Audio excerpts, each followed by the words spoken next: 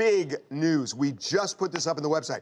Meek Mill is being released from prison. Wow. And Judge Brinkley, who has kept him in and I think has a grudge against Meek Mill, has been shockingly, stunningly, I think, called out by the Pennsylvania Supreme Court.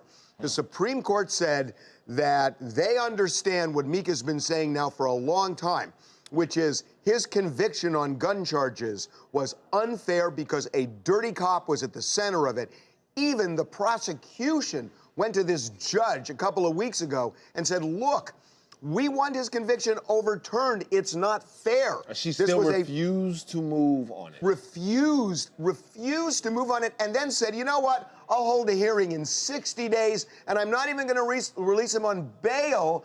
Not even release him on bail because, you know, I need to have a bail hearing. Why do you need a bail hearing when the prosecution said this is a lousy conviction? Well, the Supreme Court said BS to the judge, said he gets released without bail right now. They'll have a hearing on the case being formally dismissed in 60 days. But this was a resounding repudiation of the judge. Harvey, it is a smack in the face of the judge. You don't usually see this. You don't see one level of the courts smack a judge so directly, not only with the reversal on her decision and the immediate release of Meek Mill, but then to go so far as to say, look, we're not going to order that this judge step aside, but we are going to strongly suggest it. To include that language in an order of the Supreme Court is really remarkable. You don't see it. What you're saying is suggesting that if she wants to, she can remove herself. That is basically a wink and a nudge telling her, you hey, better remove yourself there. immediately. And this is what should happen, especially since Meek has been going back and forth with her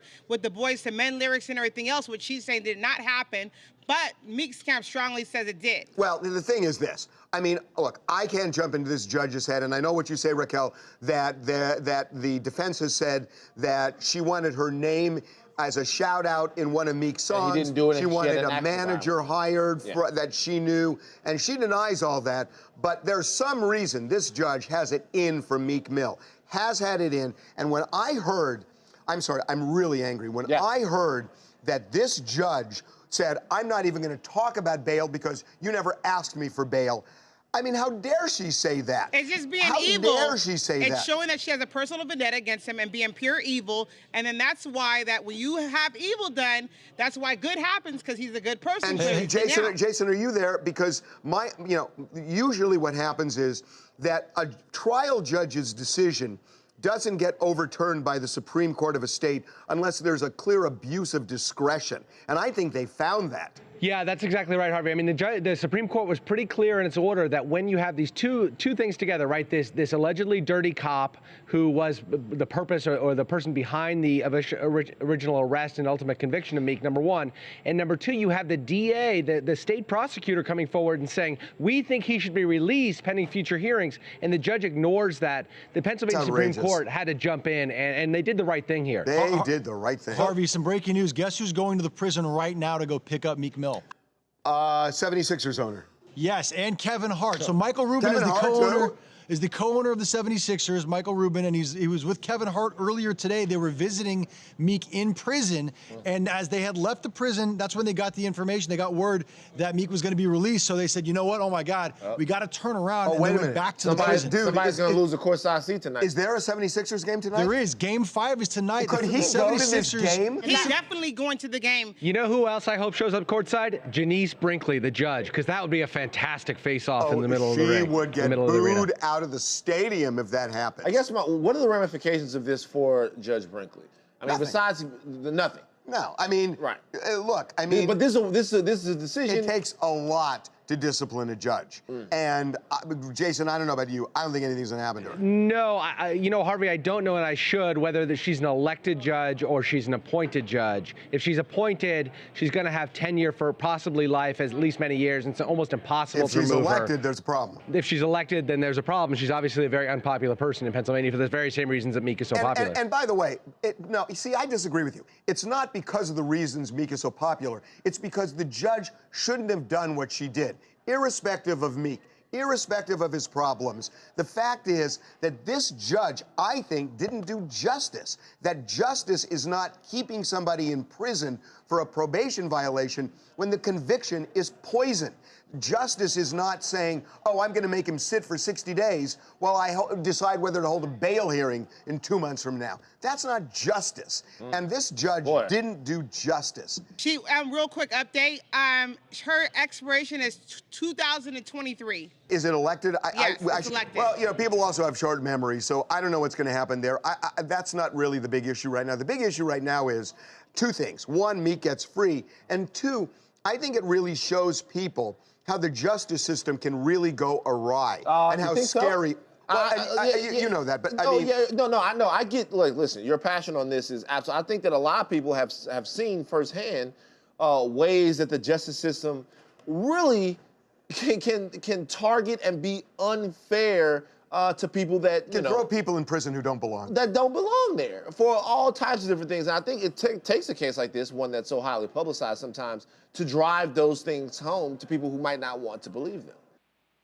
Hi, I'm Monica from Roanoke, Virginia. And Harvey, you have every right to be so angry about this. When you talk about bail and no bail for Meek Mill, but yet the guy that decided to shoot up a Waffle House, he gets $2 million bail, like that guy. But Meek Mill, who is someone that, of course, he's done, yes, he committed a crime, but at the same time, he doesn't get the same, it's unfair treatment. It shouldn't happen, and you have every right to be so upset. Well, we all should be upset. Yeah, and that's the thing. It's not just me. We all should be upset about this, because when it happens to somebody, it could happen to anybody. Right. It could happen to anybody. And we as American citizens want to have faith in the justice vigilant system. and prevent anything like this from ever happening again. Well, Harvey, you're trying to get invited to the barbecue. Guess who we just got? We searched far and wide and found Joe Tacopina, Meek Mill's lawyer, in Venice, Italy. And Joe joins us right now. Joe, welcome to TMZ Live, and congratulations. Thanks, Harvey. You know, it's so bittersweet. I mean, it's sweet, obviously, because justice has finally been served.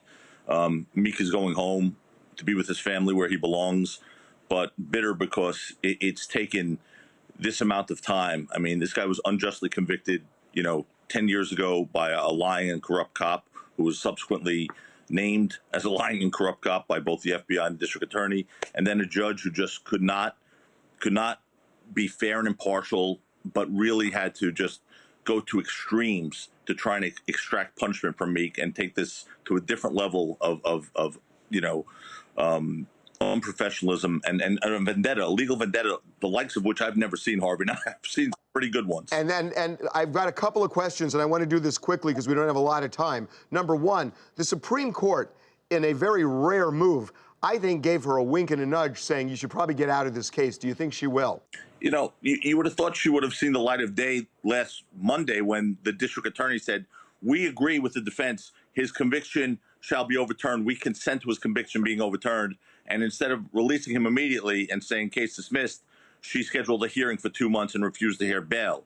But the Supreme Court now is a little different. Those are her bosses, basically, who are saying you need to get off this case. Do you think she will, Joe? Eventually she will. Whether she does it voluntarily or not, eventually she will. Okay, so that then leads me to the next question, which is you have a hearing in about 60 days to actually formally overturn the conviction. If Judge Brinkley stays in this case, are you worried, even though prosecutors want it overturned, she might not? Honestly, I don't care what she does anymore. The Supreme Court really cut her off at the pass because what they said was the bail order is to stay in place even if there are continued hearings that cause her not to overturn this case, because if the defense appeals it, he's to stay out on bail while there's an appeal. Eventually, a court that doesn't have a bias as a vendetta against him that she's exhibited is going to do the right thing. So we're not worried that this case is ever going to stand because the prosecutor and the defense both agree the case needs to be dismissed for constitutional violations and overturned. He's never going back to jail. So how does this feel for you, Joe? You fought the good fight and you lost and lost and lost with a judge that seemed to have a grudge against you and your client. How does it feel now? We lost the battles, but we won the war. That's what it feels like. And, I'm not looking to say, haha, I told you so. But, I mean, she really, if I were Judge Brinkley right now, I'd be ashamed. I'd be ashamed that it took the Supreme Court to do what she should have done if she were being fair and impartial. But I do feel vindicated for myself, for Jordan C., for Brian McMonagle, the entire Peter Goldberg, the entire appellate team who worked so hard on this case. I mean, it's been a long fight, but at the end of the day, justice was served. Justice was served. Well, congratulations, Joe. Enjoy Venice. Thanks for the time. Thanks, Harvey.